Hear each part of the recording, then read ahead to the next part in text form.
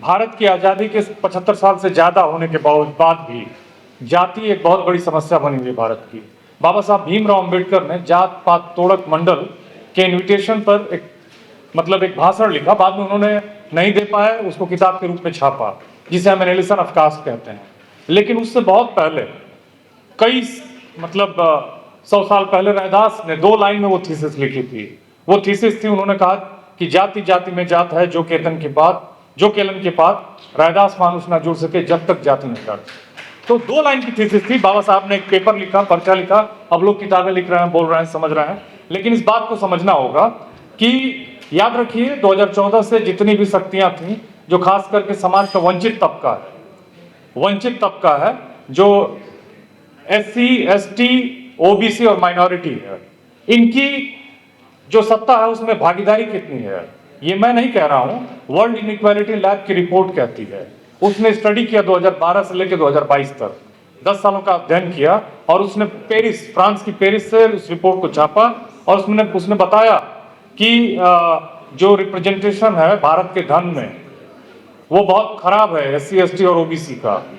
OBC जो भारत के धन में करीब करीब 18% था, उसका 2012 से पहले हिस्सेदारी वो घट के हो गई 9%।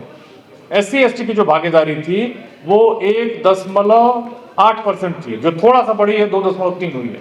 और माइनॉरिटी को लेके, SC, ST माइनॉरिटी और OBC को लेके ये पूरा तबका जो है 13% रिप्रेजेंटेड है, 13% रिप्रेजेंटेड है। इस बात को जान लीजिए। और इनमें तमाम लेयर्स हैं और इनका अपना दम है। इनमें जो लोग हैं, जो ऊपर हैं, वो अपने छोटों से उनको नीचा समझते हैं, और तमाम तरह की उनकी हायरार्की बना रखी है उन्होंने।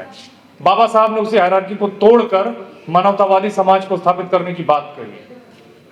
और दुनिया के तमाम चिंतकों ने, बहुत सारे हमारे साथी थे, चले गए 2 लोग जो इस पे काम कर रहे हैं, मैं उनको जानता हूं, गीतों के माध्यम से, साहित्य के माध्यम से वो इसमें बदलाव लाने के लिए वो किताबें छापते रहते हैं, बांटते रहते हैं, गाते रहते हैं। लेकिन देखिए 3-4 चुनौतियां हैं।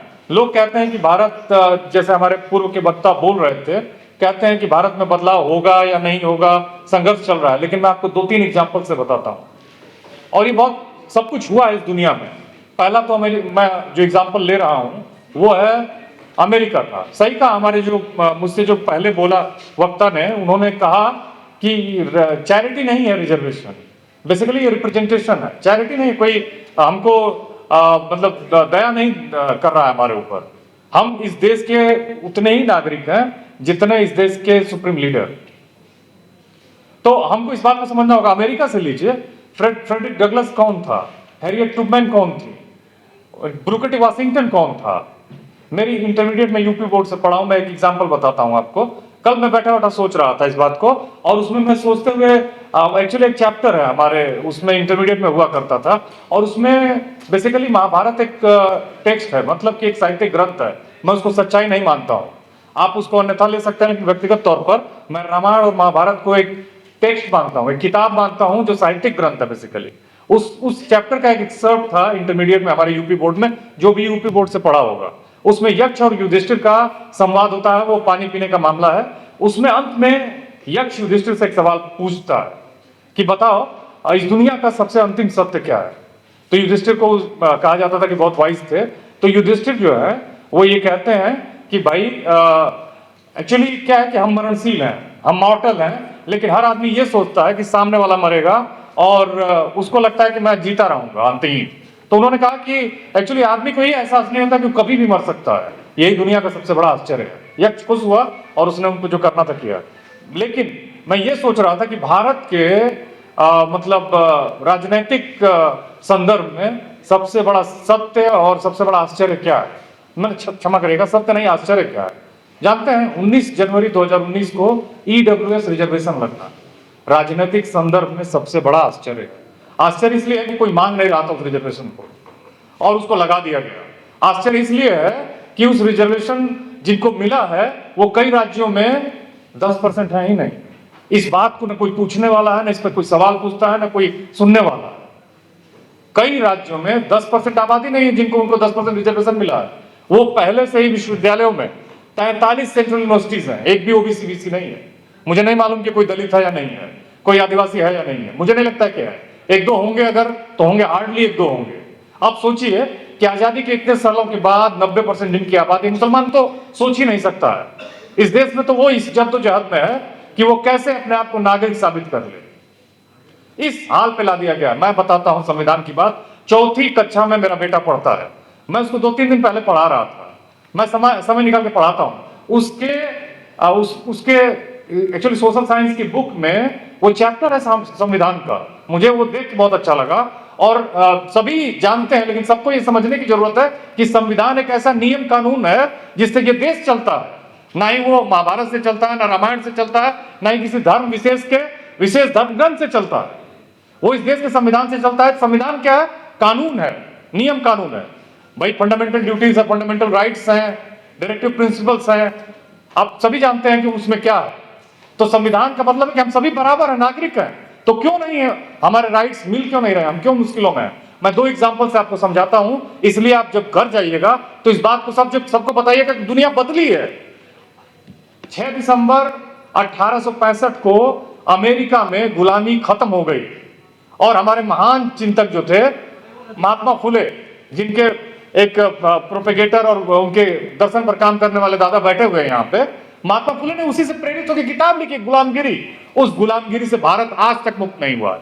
मैं अमेरिका की कहानी बता देता हूं। तमाम फिल्में हैं यूट्यूब पर, आप जाके देखिएगा जरूर। एक फिल्म है 12 Years as a Slave, उसको ऑस्कर मिली है। एक और फिल्म है मड बाउंड। फिल्में तो बहुत हैं। इतना अत्याचार किया गया। अमेरिका में एक संगठन था और उस पर फिल्म बनाई है। फिल्म मैंने नहीं बनाई है, सुभाष घई ने नहीं बनाई है, ये जो राइट विंग के प्रोपेगेंडा फैलाने वाले लोग हैं उन लोगों ने नहीं बनाई है। दुनिया को जो सबसे बड़ा डायरेक्टर है स्टीवन स्पीलबर्ग, उसने बनाई। एक फिल्म है कू क्लक्स क्लान, उसको जाके देखिएगा। अमेरिका में भी इसी तरह का एक बेईमान संगठन था जो व्हाइट सुप्रीमेसी की बात करता था और वो संगठन एकदम आरएसएस की तरह था। काले लोगों को पकड़ के जला देता था, उनके घरों को जलाता था, उनको पकड़ पकड़ के बंद करके जलाता था, मारता था, पीटता था, हर तरह का अत्याचार करता था। वो उस स्लेवरी में इतना उत्पीड़न किया गया काले लोगों का, उनको पशुओं की तरह रखा जाता था। जैसे हम अपने घर के पिछवाड़े उनको बांध के रखते हैं ना, भैंस और गाय को, उनको बांध के रखा जाता था। एक कहानी है 1865 से पहले की, बेचा और खरीदा जाता था। और उस मुक्ति से, उस दुर्दशा से मुक्ति पाई अमेरिका ने। और वो उसका एक पूरा इतिहास है। मेरे 12वीं की अंग्रेजी की किताब में एक और चैप्टर था, वो था माई स्ट्रगल फॉर एजुकेशन, और उसको लिखा था ब्रूकर टी वाशिंगटन ने। जब आप इतिहास को पढ़ेंगे और ब्रूकर टी वाशिंगटन के बारे में जानने की कोशिश करेंगे, यूट्यूब में सब कुछ है। और मैं तो चाहूंगा कि आप आज जरूर देखिएगा ब्रूकर टी वाशिंगटन का कौन था वो। ब्रूकर टी वाशिंगटन मालूम है, काला आदमी था, अश्वेत आदमी था, जिसको वहां पशु समझा जाता था। और उस आदमी ने पढ़ने को लेकर बहुत मतलब उत्साही था। वो व्यक्ति एक स्कूल जो कि उस एरिया का सबसे बड़ा स्कूल था, उसमें एडमिशन चाहता था और वहां पहुंचा। प्रिंसिपल ने देखा, कह रहे ये तो अश्वेत है, काला है। उसने कहा कि पहले तुम ये जो फर्श है ना स्कूल की, इसको तुम साफ करो, मैं देखूंगा कि तुम कैसे करते हो। उसने इतनी मेहनत से किया कि प्रिंसिपल जब आया और उसने देखा तो दंग रह गया। उसने उसको एडमिशन दे दिया।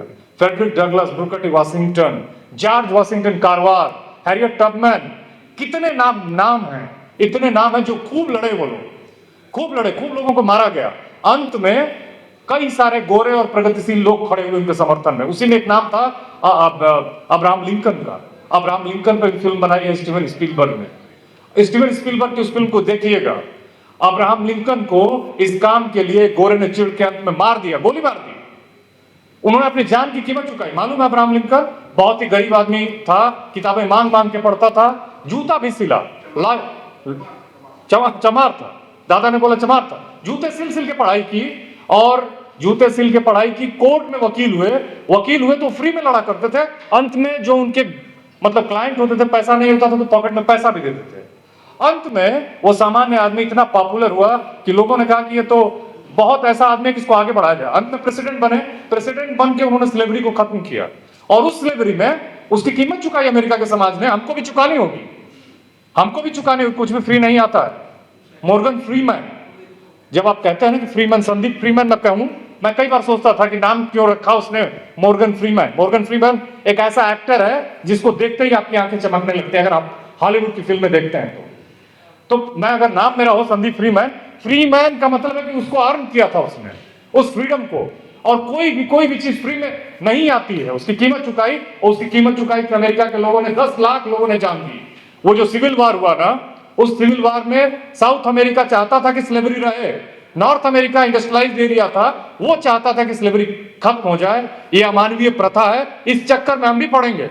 अगर मैं सोचूं कि मैं सूरज जी के प्रति एक षड्यंत्र रचता हूं, मैं नहीं जानता हूं कि वो कितने उस षड्यंत्र से प्रभावित होंगे, लेकिन मेरा दिमाग उस षड्यंत्र में सड़ता रहेगा। तो जब आप ये सोचते हैं ना, साजिश करते हैं, उससे ज्यादा साजिश जिसके लिए आप करते हैं वो प्रभावित हो या ना हो, आप जरूर प्रभावित होते हैं उस निगेटिविटी से। ये समझदार लोग नॉर्थ अमेरिका के इस बात को समझते थे, इस अमानवीय प्रथा को समझते थे। वो समझते थे कि अगर ये बीमारी रहेगी तो आज उनको खत्म कर रही है, कल हमको खत्म करेगी। युद्ध हुआ, 10 लाख लोग मारे गए, दुर्दशा हुई, लेकिन अंत में अमेरिका से स्लेवरी खत्म हुई और फ्री हुए लोग। अब एक दूसरा एग्जाम्पल मैं देता हूं, बहुत समय नहीं है, लेकिन मैं छोटी छोटी बातों को छोड़ के जा रहा हूं। यह ध्यान रखिएगा कि जब स्लेवरी खत्म हो गई तो अंग्रेजों के पास लोग नहीं थे काम करने वाले, और उनकी कॉलोनी पूरी दुनिया में थी। अंग्रेजों को कहा जाता था, इंग्लैंड छोटा सा देश है, इंग्लैंड अभी भी बहुत छोटा सा देश है। अब आप इंग्लैंड की आबादी 6 करोड़ है, हमारी 140-44 करोड़ है, कुछ भी मतलब गिना ही नहीं तो मैं तो कहूं कि 200 करोड़ है। आप ना नहीं कह सकते, आप ना नहीं कह सकते हैं। मेरे एक दिन स्टाफ रूम में, जिस डीयू में मैं पढ़ाता हूं, एक सवर्ण व्यक्ति हैं जो कहे कि जो रिजर्वेशन के खिलाफ बहुत क्रिटिकल रहते हैं और बिहार से आते हैं, तो उन्होंने मुझे बोला कि देखिए रिजर्वेशन के लोगों के लिए नौकरियां आसान है। मैंने कहा कि सबसे बड़ा रिजर्वेशन तो आपने लिया है, मालूम है।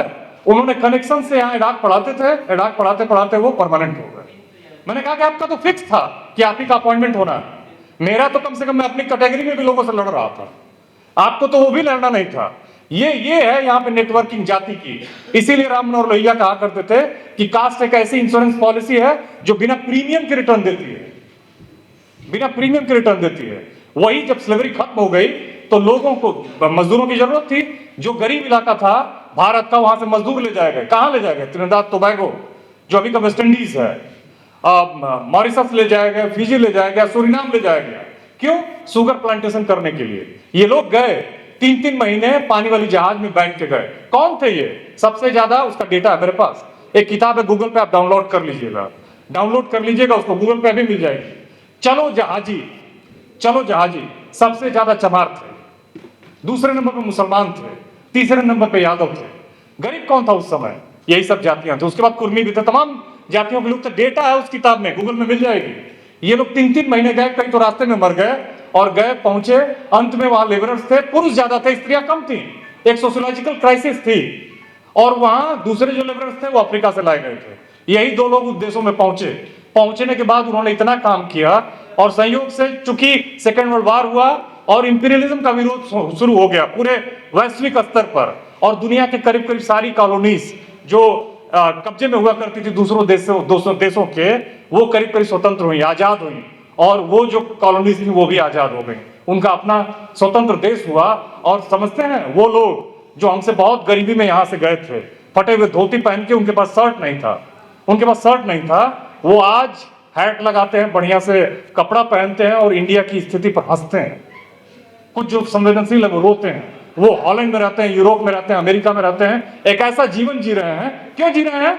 क्योंकि वहां समानता के संविधान की प्रैक्टिस शुरू हुई और उनका जीवन बदल गया। वो लोग इतने चैन से हैं कि हम उस चैन को पाने के लिए अगले 200 साल की यात्रा करनी होगी हमको, अगले 200 साल की यात्रा करनी होगी। मैं यही कहना चाहता था कि ध्यान रखिए, हमको बहुत सारी डाइवर्जेंस नहीं चाहिए। 2 चीजों पर फोकस करना चाहिए, भारत के संविधान पर और बाबा साहब भीमराव अंबेडकर पर। आइकन्स तो बहुत हैं, लेकिन हमको उन्हीं को चुनना है, क्योंकि उनका जो मानवतावाद का दर्शन है वही हमको मुक्ति दिलाएगा। मुक्ति ये नहीं है कि नौकरी पा जाना मुक्ति है। मुक्ति ये है कि हर आदमी को उसके गुणों से पहचाना जाए। ऐसा समाज हम बनाना चाहते हैं, ना कि उसकी बैकग्राउंड से उसको पहचाना जाए। जॉर्ज वाशिंगटन कार्वर एक काला अश्वेत वैज्ञानिक था अमेरिका का। उसको उसके माँ बाप बचपन में ही गुजर गए और वो गुलामी में पैदा था। वो तो उसकी जो मालकिन थी वो बहुत उसके ऊपर चैरिटी दया करती थी। दिन भर काम करता था, लेकिन वो जिन पौधों को छू देता था पौधे चमकने लगते थे। बहुत प्यार करता था पौधों से और खूब काम करता था। उसकी मालकिन ने जब वो 9 साल का था तो उसको स्कूल, जबकि उनको स्कूल जाने की आजादी नहीं थी, उसने स्कूल पास किया, फिर वहां से आगे की पढ़ाई की। बहुत मुश्किल से उसने यूनिवर्सिटी की पढ़ाई की, बाद में ऐसा वैज्ञानिक बना वो जॉर्ज वॉशिंगटन कार्वर। अगर आप जीवन में दुखी रहे, कभी आपको लगे कि जो आप चाहते हैं वो न मिला, तो आप जॉर्ज वॉशिंगटन कार्वर की जीवनी पढ़िएगा। मैं बोल रहा हूं, जॉर्ज वॉशिंगटन कार्वर की जीवनी पढ़िएगा, आपको लगेगा कि आपसे ज्यादा धनी और मजबूत कोई नहीं है। जहां जिस स्थिति में आप हैं, उसके पास कुछ भी नहीं था, 2-3 जोड़े शर्ट हुआ करते थे। अंत में उसको ब्रूकर टी वॉशिंगटन ने टस्केगीर में ले आया और एक यूनिवर्सिटी बनाई। यूनिवर्सिटी बनाने के बाद उसने इतना काम किया कि उसने बहुत फसलों पे काम किया। उसने पीनट में अमेरिका को हमेशा के स्टाफ के लिए स्टैब्लिश कर दिया। उसको पीनट मैन कहा जाता था। और उस आदमी ने मूंगफली इतनी पैदा करवाई कि अमेरिका को रखने की जगह कम पड़ गई। अंत में फिर उसने पीनट से बनने वाली 300 चीजों को इजाद किया। जो आप पीनट बटर खाते हैं उसको खोजा था जॉर्ज वॉशिंगटन कार्वर ने, जो एकदम काला था, देखने में सुंदर नहीं था। 2-3 शर्ट उसने जिंदगी भर पहनी। अंत में राष्ट्रपति उसके लैब में मिल गया। अमेरिका के राष्ट्रपति उसके लैब में मिला, बुलाया, वो कहा कि मैं नहीं जाऊंगा क्योंकि मेरा क्या काम है, मैं तो एक सामान्य आदमी हूं, अपना काम कर रहा हूं, कोई जरूरत हो तो आप आ जाइए, मैं आ जाऊंगा, इससे कोई दिक्कत नहीं है। इतना खुश थे अमेरिका के राष्ट्रपति को उससे मिलने लैब में आए। जॉर्ज वॉशिंगटन कार्वर की बायोग्राफी आपको हिंदी में गूगल पे अवेलेबल है, पढ़िएगा, 80-90 पेज की है। ऐसे ऐसे लोग हैं अमेरिका, और यही इसी भारत में हम अपने लोगों को भी भूल जाते हैं। महात्मा फुले ने जब गुलामगिरी लिखी तो वो चाहते थे कि आप उसको पढ़ें और उसको पढ़कर रिएक्ट करें, जागें, अपनी चेतना को जगाएं। हम इतने डिविजन्स में बटे हुए हैं, जो वैसे तो बाबा साहब ने अपनी किताब में साफ साफ लिखा है, हुवेर सुद्रास में उन्होंने साफ साफ लिखा है कि कोई बेसिकली एक्चुअली कोई वर्ण व्यवस्था थी नहीं। जो ये कहते हैं कि ऋग्वेद में इन्होंने ऋग्वेद में एक श्लोक का जिक्र है, उससे इन्होंने वर्ण व्यवस्था को तय किया है। उस वर्ण व्यवस्था में बेसिकली वो थी नहीं, उस पर एक जगह जिक्र आता। बाबा साहब इसको काउंटर करते हैं और उन्होंने थ्योरी दी है, उस पर मैं जाऊंगा तो और टाइम लग जाएगा। लेकिन बात यह है कि इन्होंने आपको सूत्र बताया तो आपको काउंटर करना उसका काम था। और जो इन्होंने डिवीजन किया, ओबीसी की जातियों को 5000 में, दलितों को 1200-1300, एसटीज को बांटा, यूनिटी आपका काम है, उस पर आपको काम करना होगा। आपको दर्शन के क्षेत्र में काम करना होगा, आपको कल्चरल फील्ड में काम करना होगा। कल्चरल फील्ड में लिखने पढ़ने के काम करने होंगे, गीत गाने होंगे, साहित्य निर्माण करना होगा, और जो लिखा गया उसको पढ़ के फैलाना होगा। तो ये 3 चीजें, सामाजिक, राजनैतिक और सांस्कृतिक, ये बहुत महत्वपूर्ण है। और इन पर काम किए बिना और बहुजन एकता के बिना आप कुछ भी नहीं कर सकते। मेरा भी कोई अस्तित्व नहीं है।